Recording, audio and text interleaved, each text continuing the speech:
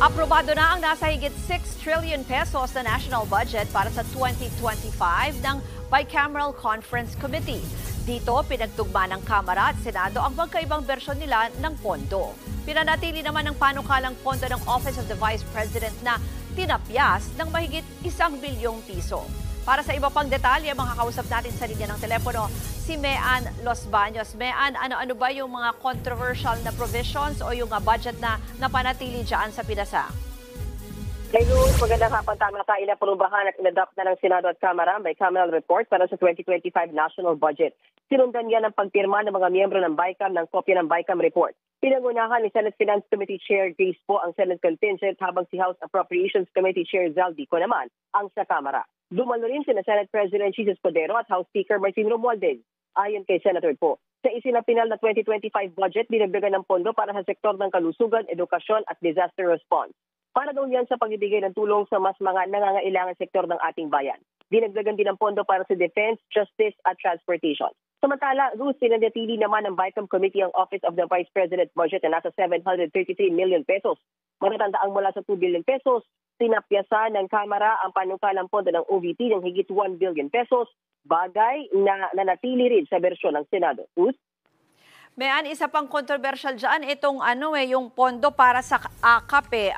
Nanatili ba yan dyan? Kasi nilagay yan ng Kamara at tinanggal ng Senado. Tama ka. So tinanggal ng Senate pagdating sa BICAM, nabalik siya ngayon, Ruth.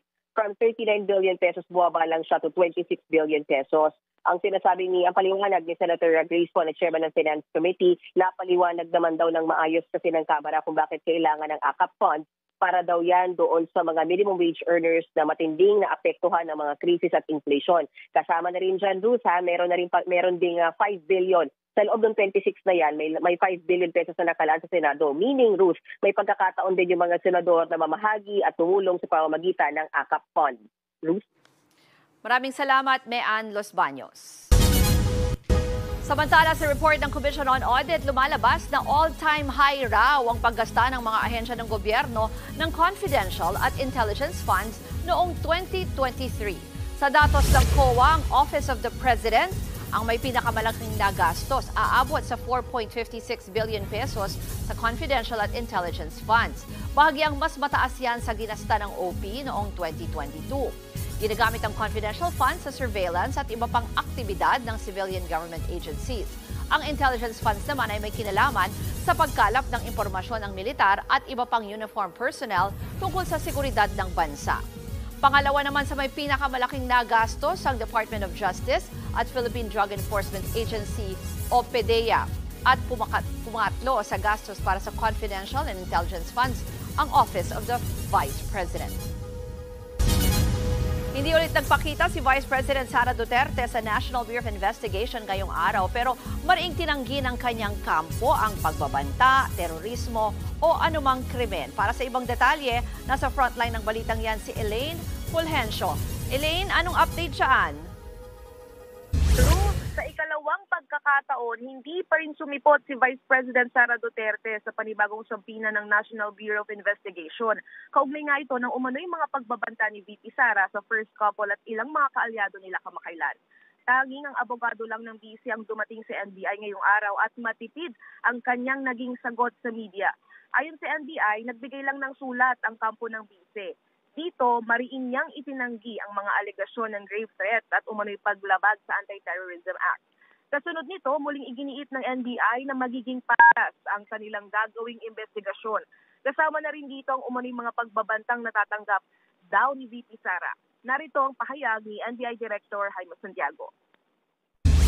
She vehemently denied the accusation that she threatened the President, the First Lady, and the Speaker. Yung sulat ay sulat ng kanyang abogado at mayroon lamang conformity ng ating Vice President.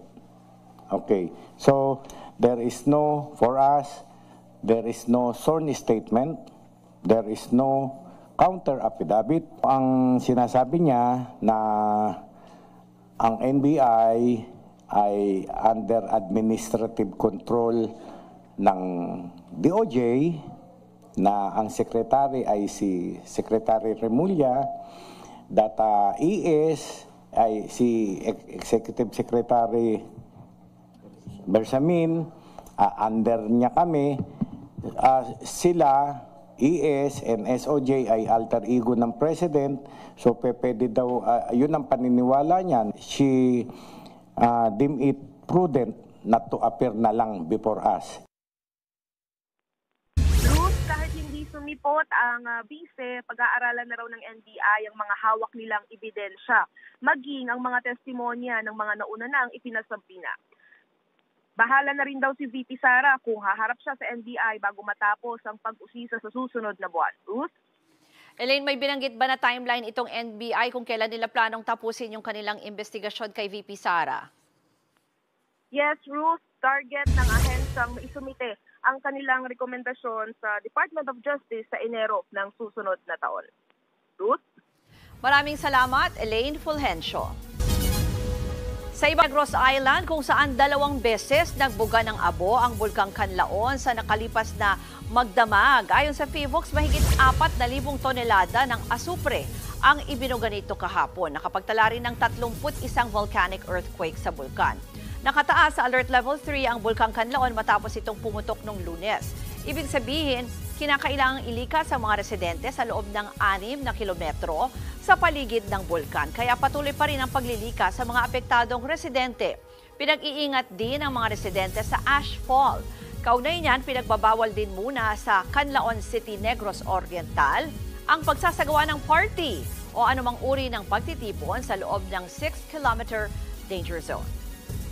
Nagdulot naman ng baha at landslide ang pag-ulan na dala ng shear line o banggaan ng malamig at mainit na hangin sa ilang bahagi ng Camarines Norte.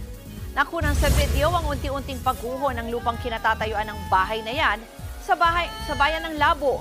Nailikas naman daw ang mga nakatira sa bahay ilang minuto bago ito tuluyang mahulog sa ilog. Lubog barangay doon. Stranded tuloy ang ilang motorista dahil hindi makatawid sa kalsada. 2,000 residente na ang nasa evacuation centers dahil sa baha. Ilog na rin ang kalsada sa Quezon Province dahil din sa walang patid na pag-ulan. Sa bayan ng Tagkawayan, gumuho ang bahagi ng bundok kaya pahirapan ang pagdaan.